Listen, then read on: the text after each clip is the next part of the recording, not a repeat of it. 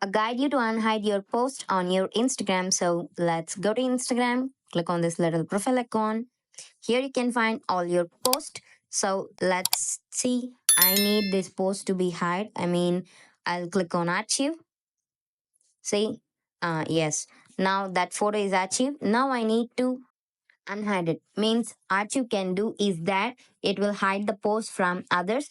Only you can see that post through archive. So now you need to unhide that. Go to the top three lines. Here you can find archive, the third option right now. So go to archive. Here you can see story archive, post archives, and live archives. You have archived your post. So go to post archives. Here you can find the post that. So if you tap on this, again, three dots, here you can find show on profile. So if you tap on that, it will be showed on profile. This is how you can unhide a post on Instagram.